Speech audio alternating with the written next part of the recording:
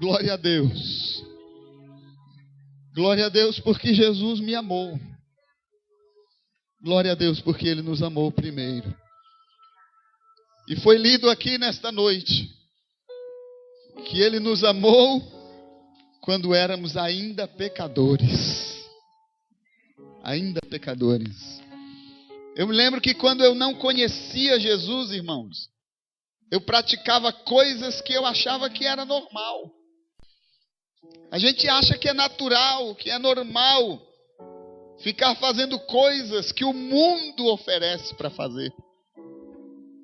As pessoas pensam que é normal, quando na verdade a gente está desagradando a Deus, está envolvido nos nossos próprios delitos e pecados. E Paulo, escrevendo aos Coríntios, já dizia que isso acontece porque o Deus deste século acaba cegando o entendimento das pessoas que não têm uma firme convicção de quem é o Senhor, né? Que são aqueles incrédulos.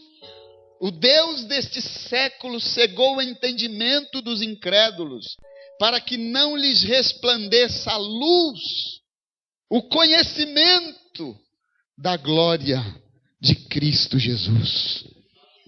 As pessoas vivem céticas e cegas, porque existe uma venda nos olhos delas, que o inimigo coloca e elas não conseguem entender a Bíblia, não conseguem entender a palavra, irmãos. E eu e você fomos chamados por Deus para ajudar essas pessoas a compreender a palavra de Deus. Você tem o conhecimento de Deus. Você tem o conhecimento do Senhor. Ou pelo menos você está aqui aprendendo acerca de Deus. Eu glorifico a Deus, irmãos, por fazer parte deste povo. E por poder ter ensinamentos, ter alimento aqui sólido da palavra de Deus. Que sustenta. Ensinos esclarecedores. Ensinos de Deus para a nossa vida. Eu glorifico a Deus, irmãos. Eu glorifico a Deus. Principalmente quando a gente vem aqui nas terças-feiras e vê a presbítera Adriana pregando, presbítero Celso pregando, ensinando a palavra. Como quinta-feira passada aqui a pastora TT nos trouxe uma palavra de Deus, irmãos. Que coisa tremenda. Que a gente fica dias remoendo aquilo, pensando naquilo. Fica martelando no coração da gente a palavra do Senhor. E como é gostoso, né? A palavra de Deus. Como é bom estar neste lugar, irmãos. Que cada um de nós aqui, irmãos, possamos ter a sensibilidade de reconhecer quando nós precisamos do nosso irmão. Porque a Bíblia diz que nós devemos repartir uns com os outros as nossas necessidades. Mas às vezes existem crentes, existem cristãos que estão na igreja e muitas vezes eles começam a se afastar da igreja. E não têm a sensibilidade de chegar para o seu melhor amigo, para o seu irmão na igreja e dizer para ele: irmão, ora por mim porque eu não estou bem. Ora por mim porque eu preciso de ajuda. Isso é muito importante, irmãos. Nós precisamos viver de uma forma, de uma maneira que nós possamos entender as necessidades uns dos outros e senti-las, sentir a necessidade dos irmãos.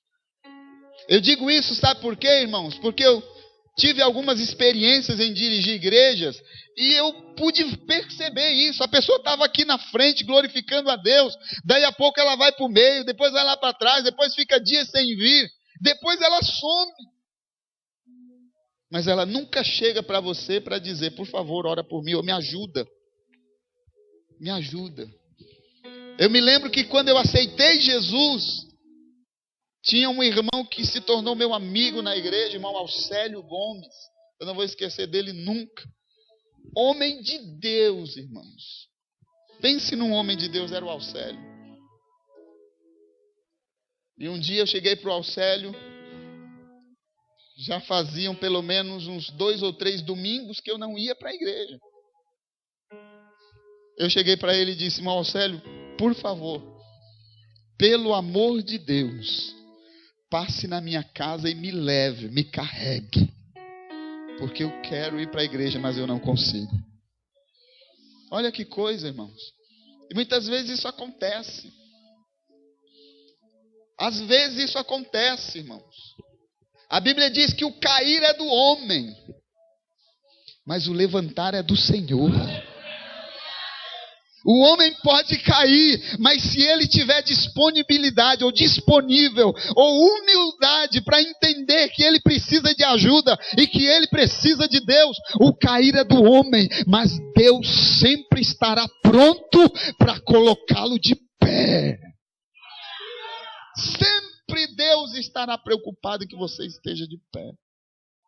É isso que o Senhor quer, que você esteja de pé, firmes.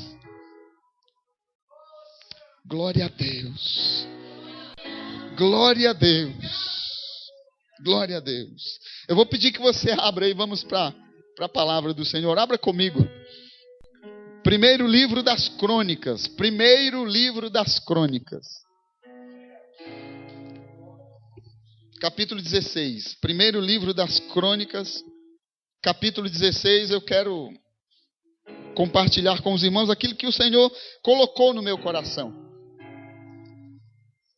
O pastor me avisou que eu ia pregar, eu estive orando e lendo e pedindo a Deus que me desse uma palavra para que eu pudesse compartilhar com os irmãos.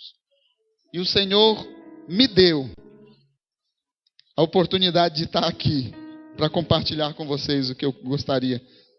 Crônicas, 1 Crônicas 16, a partir do verso de número 4. Só para a gente se basear aqui no que eu gostaria de falar, ou numa breve reflexão junto com vocês. Verso 4, eu vou ler, os irmãos acompanhem a leitura na sua Bíblia aí. E pôs perante a arca do Senhor alguns dos levitas por ministros, e isso para recordarem, e louvarem, e celebrarem ao Senhor, Deus de Israel. Era Asaf o chefe, e Zacarias o segundo, e depois dele Jeiel, e Semiramote, Jeiel e Matitias, e Eliabe, e Benaia, e Obed-edom, e Jaaziel, ou melhor, e Jeiel, com alaúdes e com harpas, e Asaf se fazia ouvir com símbolos. Também Benaia e Jaaziel, os sacerdotes, estavam continuamente com trombetas perante a arca do concerto de Deus. Então, naquele mesmo dia, entregou Davi em primeiro lugar o salmo seguinte, para louvarem ao Senhor, pelo ministério de Asaf e de seus irmãos. Verso 8. Louvai ao Senhor, invocai o seu nome, fazei conhecidos entre os povos os seus feitos, cantai-lhe, salmodiai-lhe, atentamente falai de todas as suas maravilhas, gloriai-vos no seu santo nome, alegre-se o coração dos que buscam o Senhor. Buscai o Senhor e a sua força, buscai a sua face continuamente. Amém. Amém, meus irmãos. Vale um aplauso ao Senhor pela sua palavra nesta noite. Oh, glória a Deus. Aleluia. Aleluia. Glória a Deus. Glória a Deus, glória a Deus. Irmãos, nós conhecemos a história da arca, que foi levada, foi parar lá no templo do inimigo, né? Vocês se lembram, né? A arca representa a presença de Deus. E no templo do inimigo, no templo de Dagon, Deus lá no templo do inimigo, a presença de Deus naquele lugar. Não podia dar outra coisa, né? O inimigo tinha que se prostrar diante dele. Porque na presença de Deus até o inimigo se prostra. A arca no templo de Dagon, quando aqueles homens que serviam a Dagon chegavam no templo, eles percebiam que algo de estranho tinha acontecido. Alguém tinha derrubado o seu Deus, a estátua do seu Deus Dagon, que estava prostrada no chão. Eles levantavam a estátua. No outro dia, quando voltavam, de novo Dagon estava ao chão, prostrado diante da presença do Senhor. Davi consegue trazer a arca de volta. Ela fica lá na casa de Obed-edom por um tempo. Depois ele institui o tabernáculo, a tenda onde ficaria a arca do Senhor. E aí, no verso, ou melhor, no capítulo 16, diz assim, que trazendo a arca de Deus, puseram ela lá no tabernáculo, no meio da tenda que Davi tinha armado, e ofereceram holocaustos e sacrifício pacífico perante Deus. Davi, irmãos, institui ali o culto ao Senhor, e ele começa a fazer isso com ações de graças e com louvores. Veja que interessante, porque Davi institui ministros de louvores para que pudessem estar na presença de Deus, sempre adorando ao Senhor, sempre glorificando a Deus, continuamente exaltando e glorificando o nome do Senhor nosso Deus. Pessoas que estivessem diante do Senhor. E enquanto eu lia, irmãos, esta passagem bíblica, Deus colocou no meu coração algumas coisas que eu gostaria de transmitir para vocês.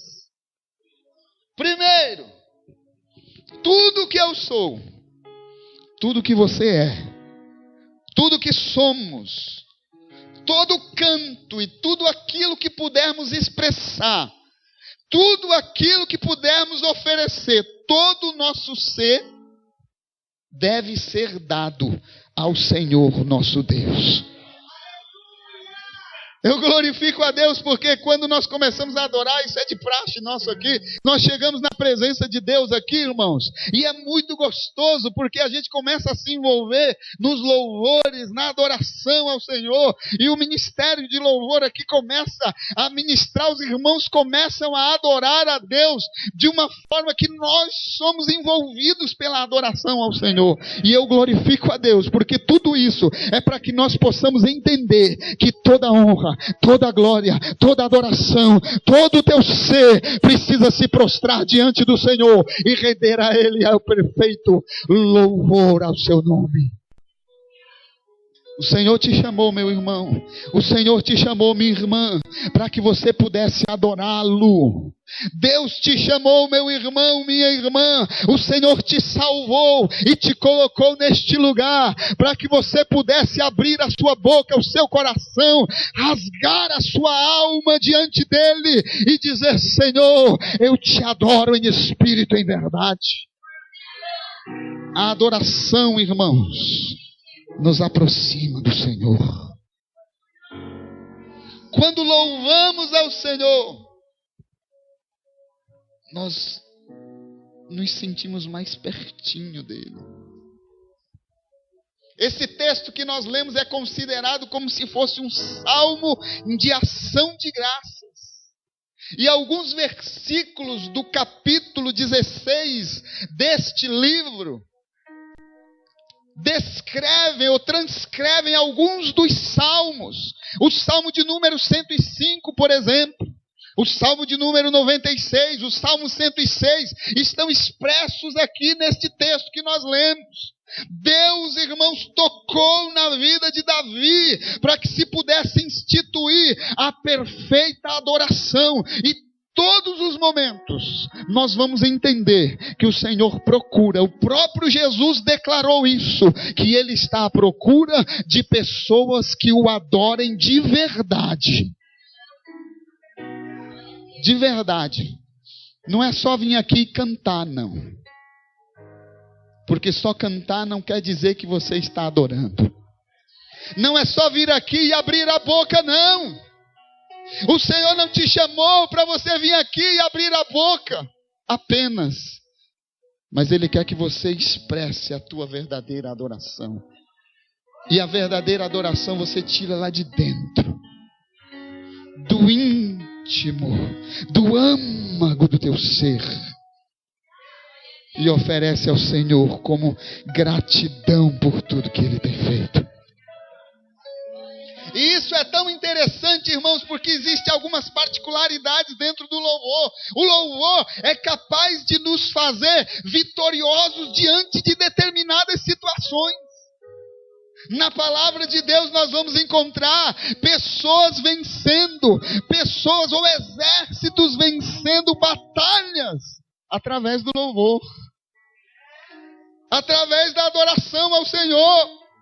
Vocês vão se lembrar muito bem do rei Josafá, quando soube que os amonitas, os moabitas e os da montanha de Seir estavam reunidos para tentar tomar Jerusalém e destruir o povo de Deus. E chegou a notícia para Josafá, dizendo que um grande exército estava vindo para destruí-los. E o que é que ele fez? Ele se prostrou diante do Senhor e declarou: Senhor, eu não tenho condição, nós não temos como lutar contra este povo, eles são muitos, é um grande exército, Senhor, nós estamos perdidos. E agora, Senhor, qual foi a instrução de Deus para ele? Coloque cantores diante do exército, levanta um exército aí, Josafá, não precisa ter medo não. E o Senhor ainda foi bem categórico e disse assim: olha, não tenha medo não, Josafá, porque esta peleja não é tua, esta luta é minha, e eu vou te dar vitória, Josafá. Aleluia!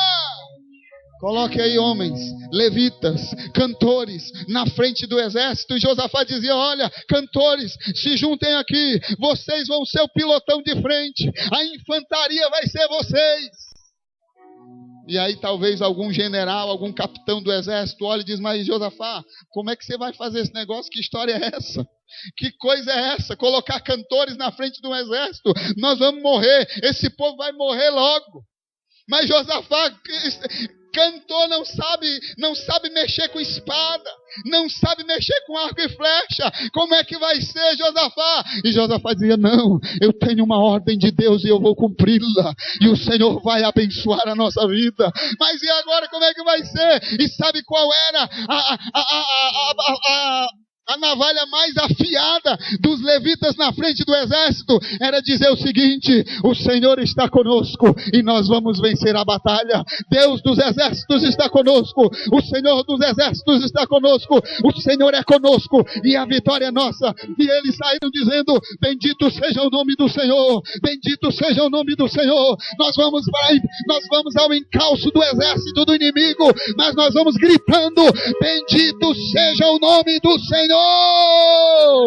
Xarabacadaraba xargia.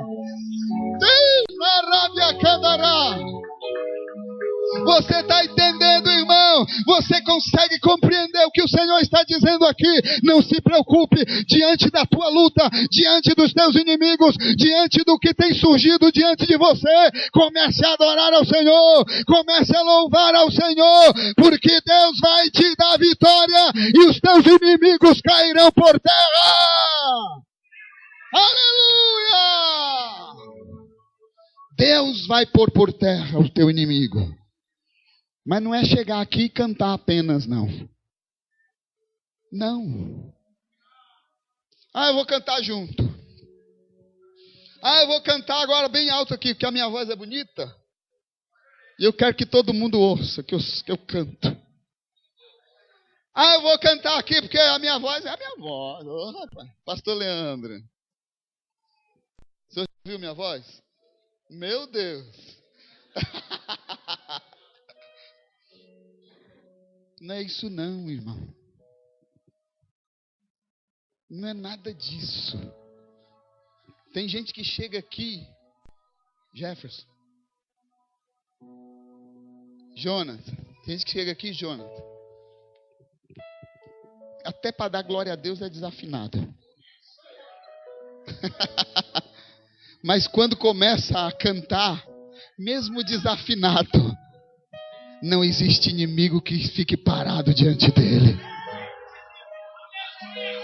Não é ter a voz bonita, irmão. Não é chegar aqui e querer se apresentar, querer cantar apenas, mas é extrair lá de dentro a adoração para o Senhor, entregar para o Senhor a adoração que Ele quer receber da tua vida. Ele quer sentir você adorando a Ele.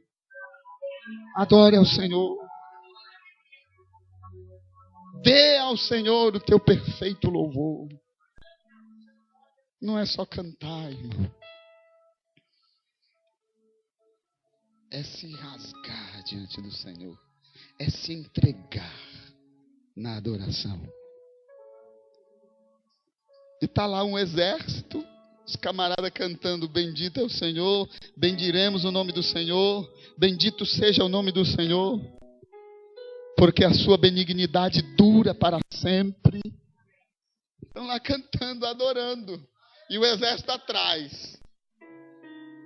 E o inimigo já estava lá do outro lado esperando. Deus deu até estratégia, irmãos. Diz: olha, eles vão estar lá na ladeira de Ziz, vão vir assim, assim, assim. Vocês vão levantar tal hora, vocês vão fazer assim e tal. Vão lá, adore. A ordem era adorar o Senhor.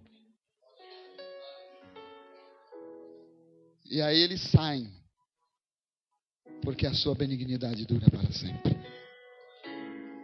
A Bíblia diz que Deus mandou uma confusão, uma destruição no meio dos inimigos, que daqui a pouco estava um, olhou para o outro e disse: o que é? Nunca me viu não? Aí puxou da espada, ó, minha espada é afiada. Aí olha a minha. Aí daqui a pouco um matou o outro. O Moabita matou o Amonita. Aí o amigo do Moabita viu, foi lá e matou o outro Amonita, e o amigo do Amonita matou o Moabita, e tornou uma confusão que eu não vou nem continuar. Dizendo que a Amonita matou o Moabita, Moabita matou a Amonita, Amonita matou o Moabita, Moabita matou a Amonita, que vai virar confusão esse negócio. Foi o que virou lá, irmãos.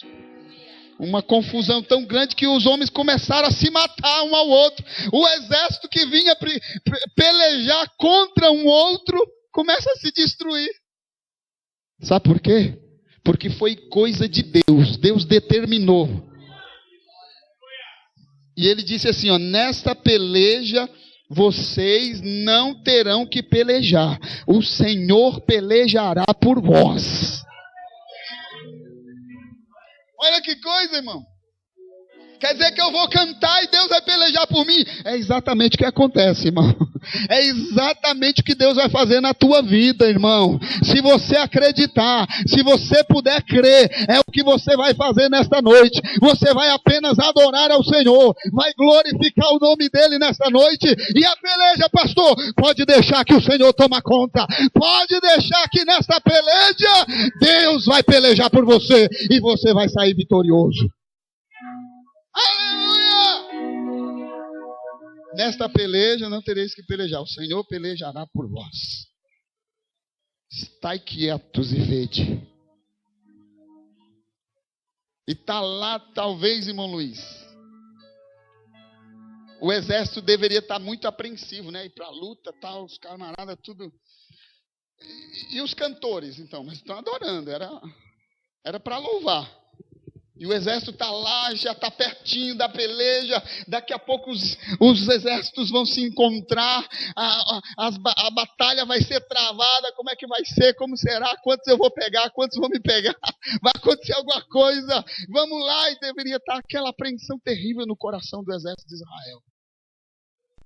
Mas a palavra de Deus era que eles tinham que ficar tranquilos, porque a peleja era de Deus. aquela peleja que você pensa que é sua, irmão, deixa que Deus vai fazer o milagre. Confia no teu Deus. Entrega para Ele, deixa Deus fazer, porque Ele sabe como fazer. Não adianta, irmãos, a gente querer dar uma ajudinha para Deus, a gente querer dar um empurrãozinho para o Senhor, porque Deus tem os seus jeitos, a sua maneira. A gente pensa que vai acontecer. Ai meu Deus, como é que vai ser? Senhor, aquele concurso, aquele negócio, aquele emprego, como é que vai ser a minha entrevista? Como é que vai ser isso? Como é que vai ser aquilo? Senhor, vai ser assim, assim, assim, eu acho que vai ser isso e isso. A gente começa a imaginar como é que Deus vai fazer. E Deus faz exatamente do jeito que a gente nem sonha, irmão. Deus tem os seus métodos de trabalho. Não se preocupe, meu irmão, porque Deus vai fazer por você alguma coisa. Apenas glorifique, louve e deixa Deus fazer o milagre. Glória a Deus. Glória a Deus. Louve ao Senhor. Tudo que você é, todo o teu ser, toda a tua vida, todo louvor, tudo que você puder fazer para Deus, ou tudo que você puder fazer, faça para o Senhor, porque o Senhor espera de você a adoração. A Bíblia não diz que Ele procura verdadeiros adoradores? Não é isso? Pessoas que o adorem em espírito e em verdade. Sabe por que isso é bem enfático e claro? Porque o Senhor sabia que ia ter gente que ia para a igreja, mas ia para cantar.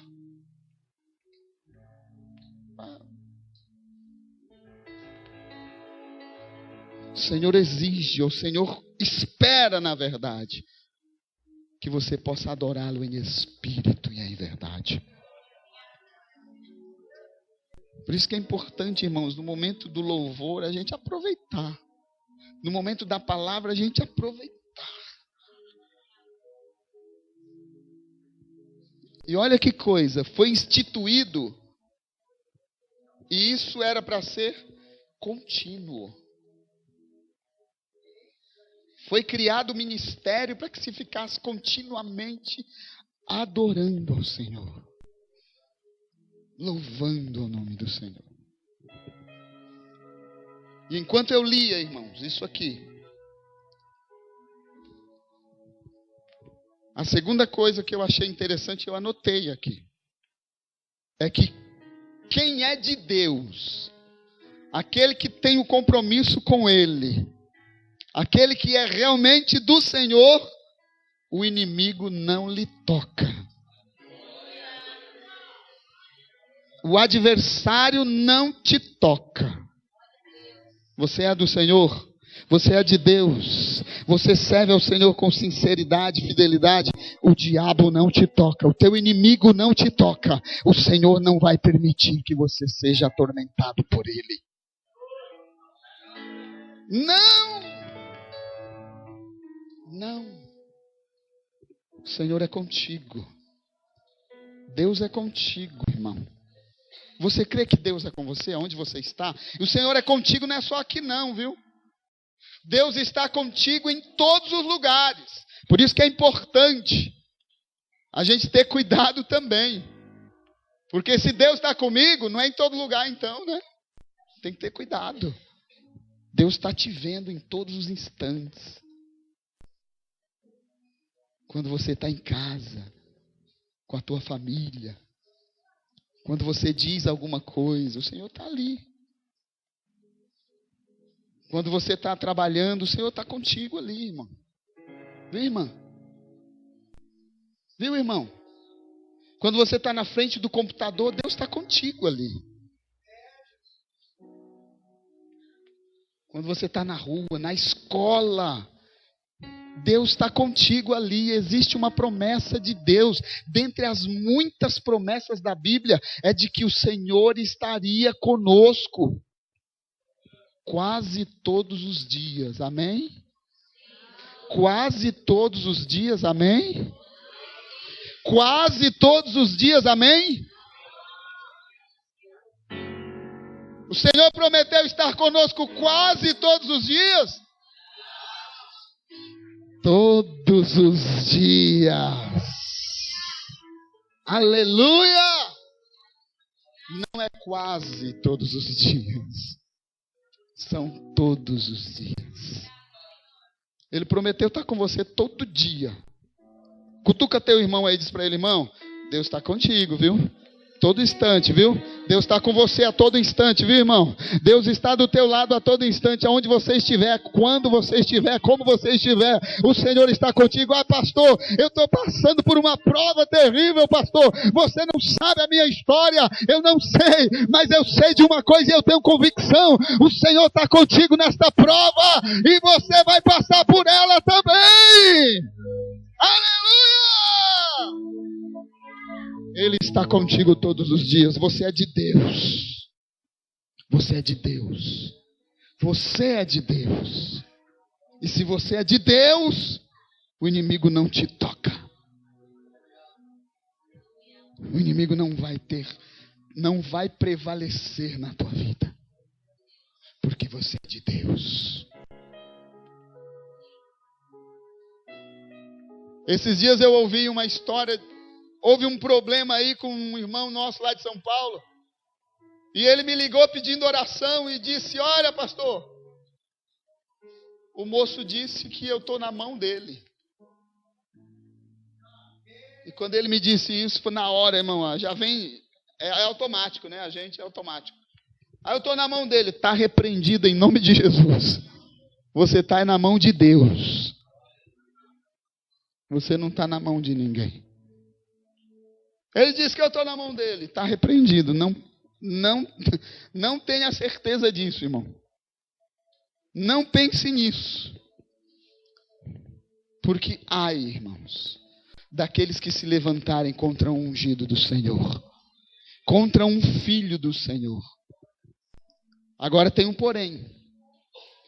Quando a gente prega aqui que ai daqueles que se levantar contra um servo de Deus, tem gente que toma isso, obrigado, Michel.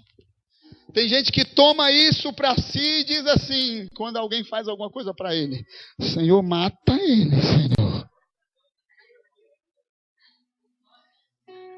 Ai! Então, Senhor, mata ele. Põe enfermidade nele, faz qualquer coisa lá, Senhor. Olha que coisa interessante, irmãos. A Bíblia diz que ai daquele que se levantar contra o ungido do Senhor. Ou a Bíblia mostra isso para a gente. Ai daquele que se levanta contra um dos seus filhos. Agora nós temos que ter a convicção de uma coisa, irmãos. A vingança, além de não ser coisa de Deus para a vida do homem, não é nossa. Não é nossa. Repito, a vingança não é nossa.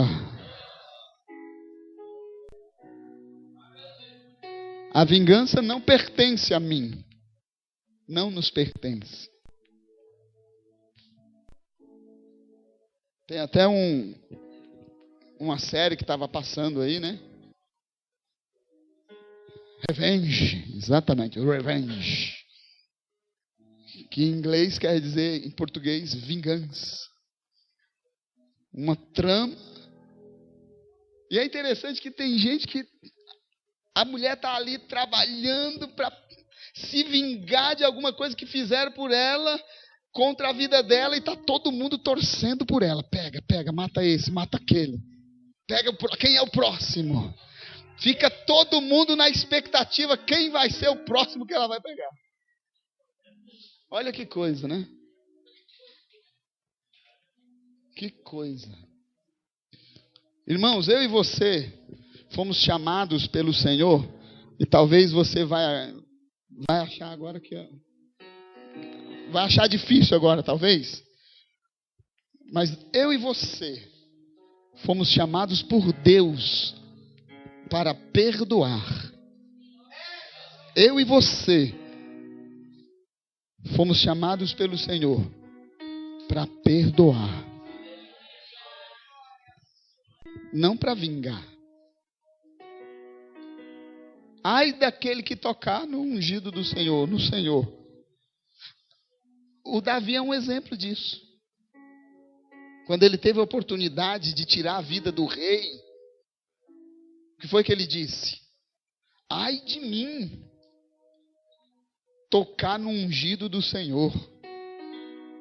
Davi tinha, irmãos, ali, parece-me que todo o direito, e parece que Deus deu o inimigo dele na mão dele, que era o rei. Deus colocou na mão dele. Tá aí, ó. O cara tá deitado aqui, ele tá aqui, a espada tá ali, toma a espada aqui, ó. Mata ele. Deus te deu na tua mão. Ai de mim, tocar no homem de Deus. Ai daquele que toca no homem de Deus.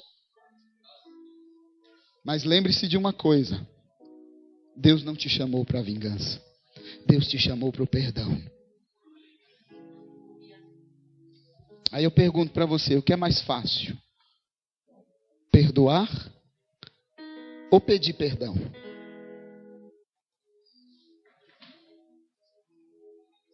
Pensa um pouco, o que é mais fácil? Perdoar ou pedir perdão?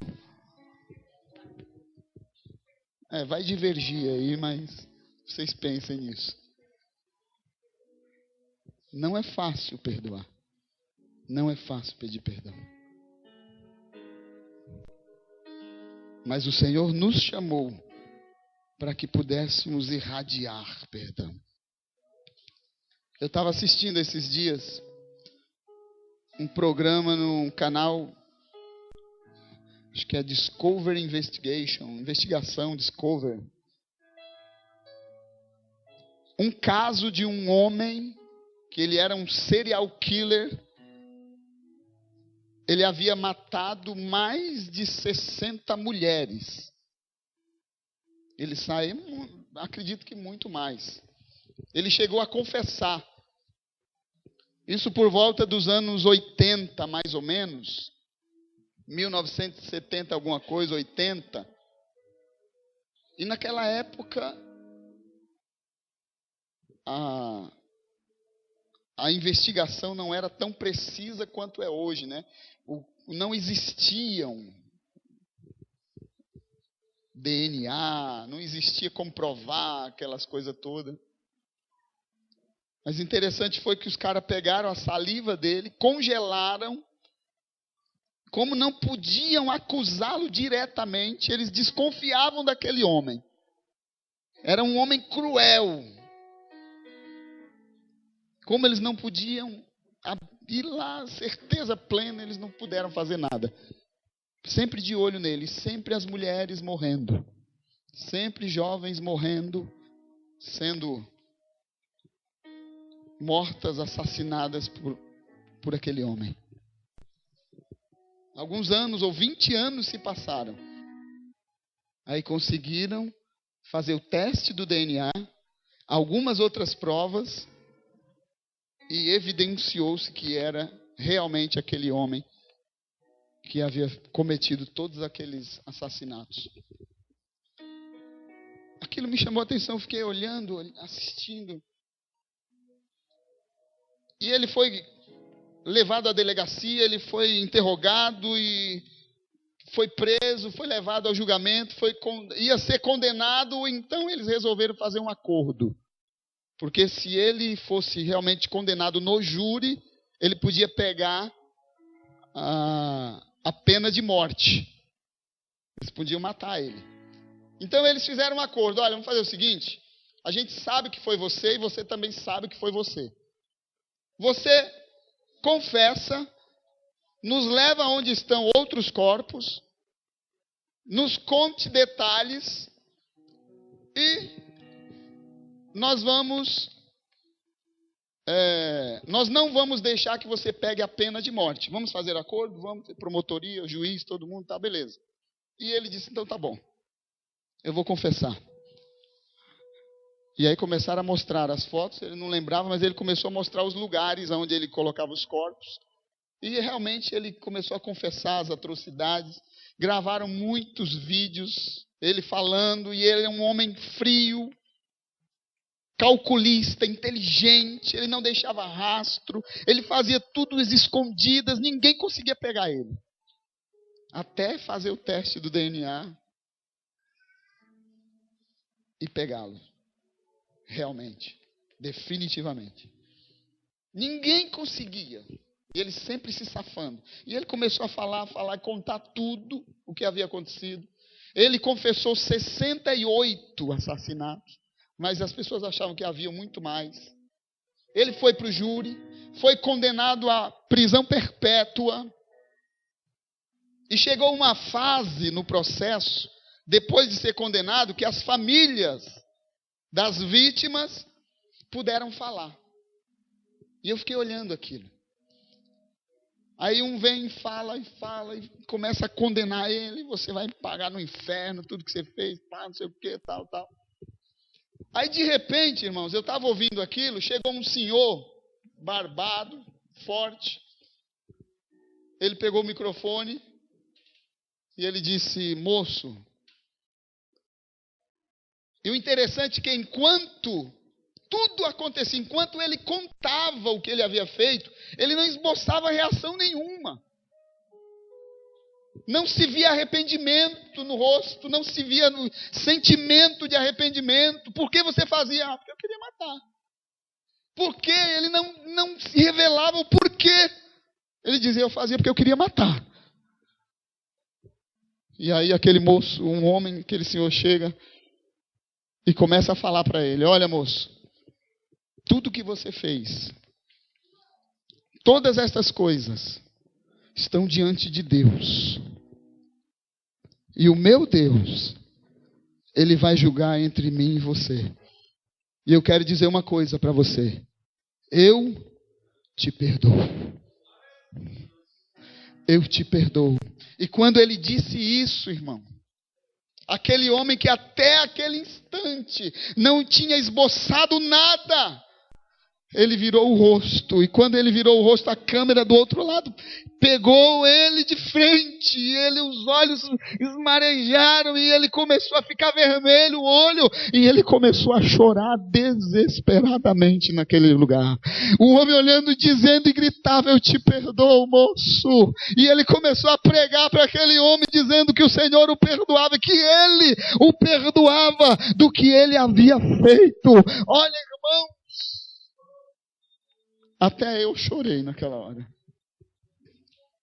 Até eu chorei naquela hora. Está aqui minha filha que às vezes olha para mim e diz: pai, por que você está chorando? Eu choro até em desenho animado, irmão. Ver um desenho animado assim, alguém está sofrendo, meu Deus. Bobeira.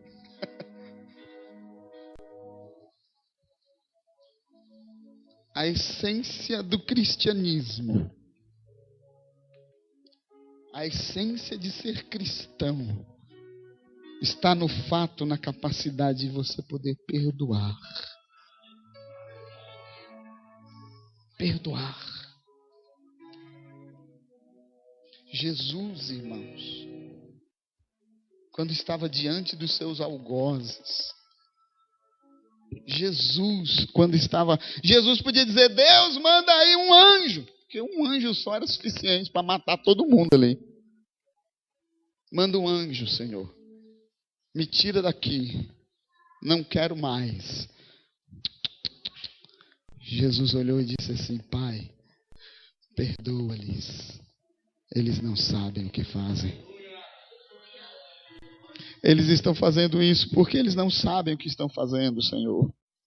Deus, eles estão cometendo estas atrocidades, mas eles não sabem o que estão fazendo.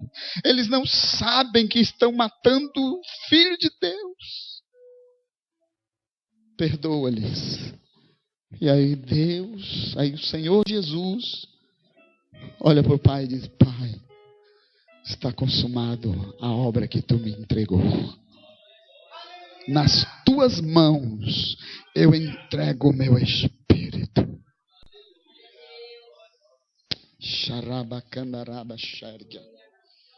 A essência. Você é cristão, você é crente. Tem gente que vem para cá, irmão, e às vezes alegra com alguma coisa de ruim que acontece até com seu irmão. Tem. Tá vendo? Lembra aquela pessoa que diz, tá vendo? Foi fazer isso? Tá vendo? Olha aí. Isso não pertence a nós. Não. Mas pastor, o que eu tenho que fazer? O camarada me fez mal. O camarada me praticou aí algumas coisas que me tirou a minha paz. O que eu faço? Ora por ele, irmão. Ora por ele. Coloca ele na presença de Deus. Amontoa brasas vivas na cabeça dele. Apresenta ele, diz para ele, diz, Deus, toma meu irmão nas tuas mãos. Fale o nome dele e amontoe brasas na cabeça dele.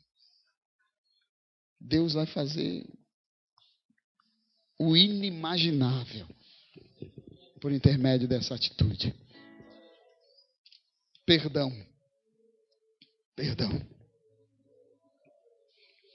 Quando Saulo de Tarso estava perseguindo a igreja, podia-se muito bem. Ananias teve a oportunidade de pegar aquele caboclo. Estava lá na casa de Ananias cego, irmão. Deus olha e diz, Ananias, vai lá. Ele está lá orando. Você vai orar por ele. E ele vai enxergar. Ele é para mim um vaso ungido. Ele podia chegar lá, o bravinho do Saulo, aquele que pegava as irmãs pelo cabelo e arrastava nas ruas. Aquele que matava os cristãos.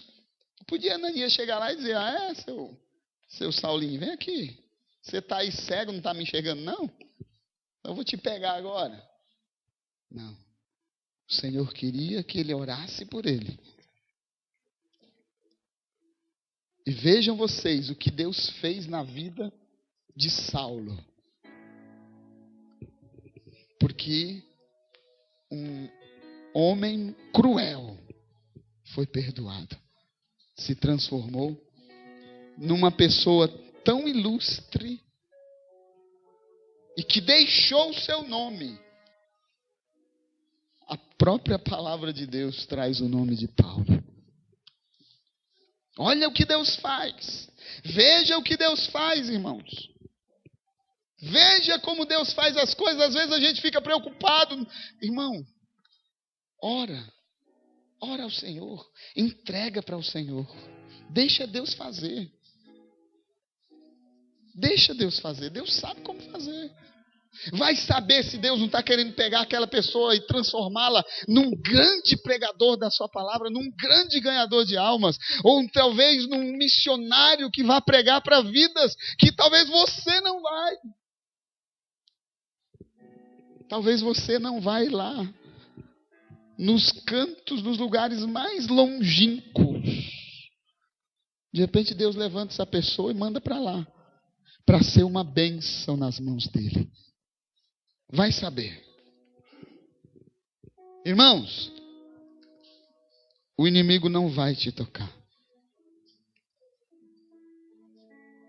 Para encerrar, tenha sempre no seu altar, sempre, continuamente, uma oferta. Só para deixar registrado aqui, no capítulo 16 que nós lemos, verso 21 diz assim, ó.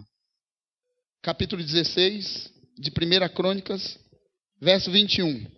A ninguém permitiu que os oprimisse, e por amor deles repreendeu reis, dizendo, não toqueis nos meus ungidos, e aos meus profetas não façais mal algum. E aí, verso 23, ele diz assim, ó, cantai ao Senhor em toda a terra, anunciai de dia em dia a sua salvação. Glória a Deus. Tenha sempre, continuamente, uma oferta no seu altar para adorar ao Senhor. Sempre. Verso de número, deixa eu ver se eu anotei, 40.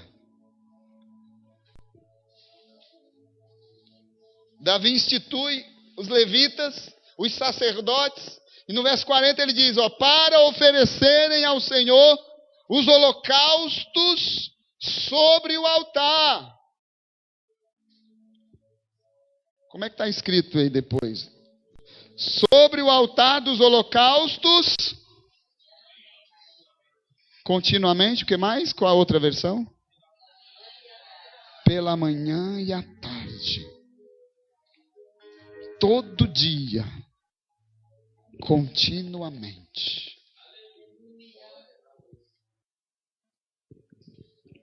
Tenha sempre pronto, irmãos, uma oferta de adoração ao Senhor. Eu não falo aqui só de dinheiro, não. É dinheiro também, viu? É dinheiro também. Mas eu não falo só de dinheiro, não. É dinheiro também, sabe por quê? Porque a Bíblia diz que a gente não deve se apresentar diante de Deus de mãos vazias. E a gente não deve ficar sem oferecer para Deus alguma coisa que não nos custe nada. É dinheiro também. Mas não é só dinheiro, não. Mas é dinheiro também. Deixa eu aproveitar então. Não era de dinheiro que eu ia falar, não. Mas deixa eu falar. Não, deixa eu falar. Também, irmãos. Também. Vocês se lembram quando Davi fez o censo de Israel e de Judá? Desobedecendo, ou melhor, mostrando para Deus a sua falha, ele começa a contar o seu exército. Ele olha para o seu general e diz, levanta aí algumas pessoas e conta quantos homens a gente tem aí. Veja aí como é que está o nosso povo, como é que está o exército, qual que é a nossa força. A força dele não era a quantidade de exército, irmão. Deus sempre deu vitória, até sem o exército lutar às vezes. Não precisava daquilo. Deus não gostou daquela atitude. Ele mandou contar e chega lá o seu general e diz, olha, nós temos aí 800.000 homens em Israel e temos 500.000 homens em Judá. Que exército, irmãos! 1.300.000 homens. Poxa! Davi ficou todo orgulhoso. Mas na hora, quando foi dada a notícia para ele, acho que ele se orgulha e na hora vem um sentimento. Deus faz ele sentir que ele fez a coisa errada. Que a confiança de Davi tinha que estar era em Deus. Não era na capacidade dele, do exército, na sua inteligência. Irmãos, não adianta, irmãos, a gente achar que eu sou PhD não sei do quê. Que eu sou formado na Universidade de Harvard. Me formei lá. Quem é o pastor aqui? Não adianta, irmão. Pode ser formado na universidade de sei lá da onde. Da melhor do mundo, irmãos. Se não for humilde aqui dentro, para Deus não vai servir de nada essa universidade. Pode ter sido o primeiro colocado no exame não sei da onde. Pode ter passado em primeiro lugar no concurso não sei do quê. Aqui dentro a coisa é diferente, irmãos. Aqui reina o Senhor. Quem é maior aqui é o Senhor. Quem é o grande aqui é o Senhor. O PhD, o bacharel, seja lá o que for. Quem é o melhor aqui é o Senhor. Não estou dizendo aqui, irmãos, que a gente não tem que estudar, não tem que ser bacharel. É ótimo. Eu estudei e continuo estudando. Eu estou fazendo o IFC aí. E depois eu quero fazer pós-graduação. E eu quero fazer pela universidade lá do... Onde que é? University do Texas. Eu vou fazer para lá. Eu vou fazer, irmãos. Nossa, pastor. Irmãos, aqui dentro. Glória a Deus, né? Glória a Deus. Mas muito maior do que isso, muito mais significante do que isso, é a presença do Senhor neste lugar. É Deus, irmãos. Muito maior é o Senhor. Que isso seja assim, irmãos, na minha vida, ou na vida dos irmãos que estão fazendo também o IFC, que vão fazer também. Que isso seja uma forma de glorificação para o nome do Senhor Jesus. Ah, eu sou formado em Harvard. Glória a Deus porque eu sou formado lá. Glória a Deus porque aqui dentro a glória, toda a honra seja dada ao Senhor. Aleluia! Mas, irmão, tenha sempre uma oferta para o Senhor. Sempre. Continuamente, como diz aqui. Continuamente. Davi, quando fez o censo lá, Deus mandou para ele um castigo. Chamou lá o Gate e disse: vai lá em Davi e fala para ele que, por causa disso, ele escolha aí, ó, vou dar para ele 7 anos de fome, 3 meses de fuga, o inimigo no encalço e matando, e vocês correndo, e eles matando, e vocês correndo, 7 anos de fome aqui, ó, no meio de vocês. Vai morrer muita, imagina, 7 anos de fome, irmão. Vai morrer todo mundo. 3 meses de fuga, o povo de Israel correndo e o inimigo pega um, pega outro, mata um. Meu Deus do céu, meu Deus do céu. E 3 dias de peste. O que você quer, Davi? Qual das 3 você escolhe? Ele olha assim para o profeta e diz: ah, profeta, dura coisa me pediste. Eu estou angustiado agora, o que eu faço? Já sei. Eu não vou escolher nenhuma. Mas você tem que escolher. Não vou escolher, não. Tem que escolher uma. Deus mandou você escolher uma. Eu vou fazer o seguinte: eu quero cair nas mãos de Deus. Ele que se vire. O Senhor que faça o que Ele quiser. Eu não quero escolher nada disso, não. E Deus mandou a peste, irmãos. Deus mandou os 3 dias de peste. Sabe quantos homens morreram? E não foi nem os 3 dias, porque quando Deus mandou a peste, pela manhã, ele não aguentou ver. A Bíblia diz que Deus não aguentou ficar vendo o povo morrendo. 70.000 homens morreram naquele dia. E o anjo estava lá, mandando ver na peste.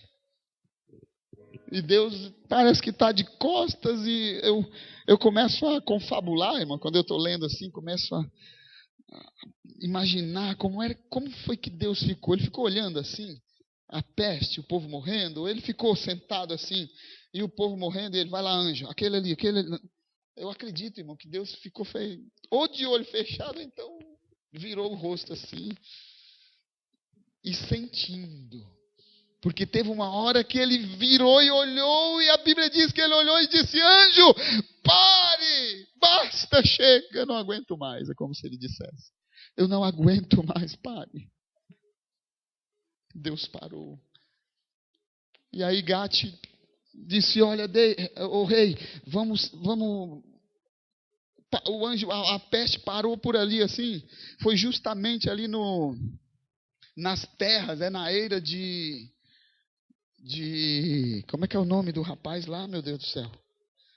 Lá na eira lá do camarada. Vem para mim, por favor. O nome dele. Na eira nas terras daquele homem lá.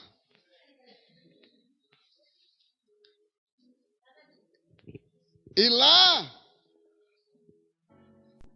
chegou Davi, ele disse: vamos fazer o seguinte, vamos construir ali um altar e vamos oferecer um holocausto ao Senhor. Aí vai cessar tudo de vez por todas. Vamos lá. E Davi vai com o seu exército e tal. Daqui a pouco aquele homem se levanta, aquele homem olha.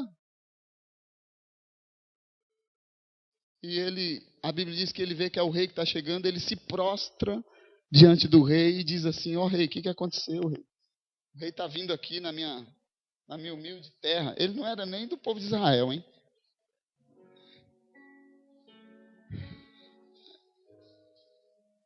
E aí, Araúna, exatamente, na era de Araúna. Araúna não era nem israelita. Ele tinha ficado ali. E aí ele tinha a reverência para o rei. E o rei, ele chega: por que você está fazendo aqui, rei? E o rei diz: olha, eu vim aqui para comprar um pouco da tua terra aí, aqui dessa terra, para eu fazer aqui um sacrifício ao Senhor. E ele olha e diz: que isso, rei? Imagina se eu vou te vender terra alguma. De jeito nenhum. Pega a terra aí que você quiser, pega os bois, pega a lenha, pega o que você quiser aí que é seu, rei. Não tem problema, isso aí não me custa nada. Vai lá e pega, rei, pode ficar à vontade. E Davi olha para ele e diz: não, Senhor, muito obrigado. Eu não vou fazer isso. Sabe por quê, irmão, que ele disse isso? Sabe por quê? Ele declarou isso. Ele olhou para Araúna e disse assim: não, obrigado. Jamais eu ofereceria a Deus sacrifício que não me custasse alguma coisa. Jamais. Eu quero pagar. E eu quero pagar o preço justo. Às vezes acontece, né? Preciso vender isso, preciso vender. Quanto custa isso no mercado? Custa 10 mil. Eu dou 2. Quer, irmão? Não. Eu disse: eu quero pagar o preço justo. O preço que vale. Quanto vale? Vale 50 mil. Então toma aqui, ó. 50 mil. É meu. Agora é de Deus. Eu vou dar para o Senhor. O que isso quer dizer, irmãos? Não se apresente diante de Deus sem deixar para Ele alguma coisa que lhe custe. Algo que lhe custe. Como eu disse, não é só dinheiro. Tem gente que vem para a igreja 60 quilômetros daqui, irmão. Tem gente que vem lá de Bertioga, outros lá de Boiçucanga, de São Sebastião. Outros de São Paulo. Tem outros que vêm aqui, irmãos, que só tem às vezes o dinheiro para ir e voltar. Se pegar o ônibus errado, meu Deus. Eu tenho uma história dessa, vou contar no outro dia. Mas se pegar o ônibus errado, irmão, só misericórdia. E agora? Como é que vai ser? Venha, irmão. Venha com o coração pronto, com o coração aberto, para dar ao Senhor a tua adoração, o teu sacrifício. Oferta, peraí, deixa eu ver quanto é que eu tenho aqui. Nesse bolso eu tenho 10. Nesse bolso eu tenho 2. Então vai 2. Não me custa nada. Não me custa nada. Irmãos, e eu não digo isso, irmão, para tentar extorquí-los, de forma nenhuma, mas eu digo isso porque eu acredito na bênção de Deus, e o que eu estou dizendo aqui é bênção de Deus para a vida de todos nós. Eu tenho que vir para o ensaio, eu tenho que vir para o culto, eu tenho que vir para a oração, eu tenho que vir para não sei o quê. Venha, porque o teu sacrifício está diante do Senhor. E é Ele quem vai abençoar a tua vida. Ele vai abençoar a tua casa. Ele vai abençoar a tua família. Ele vai abençoar os teus filhos. Ele vai abençoar os teus negócios. Deus é quem vai te abençoar e te recompensar. Mas não apareça diante dEle de mãos vazias. Você pode aplaudir ao Senhor nesta noite. Você pode aplaudir ao Senhor. Glorifique a Ele, exalte ao Senhor. Xarai de Manquio da Arábia. Fique de pé, por favor, meu irmão.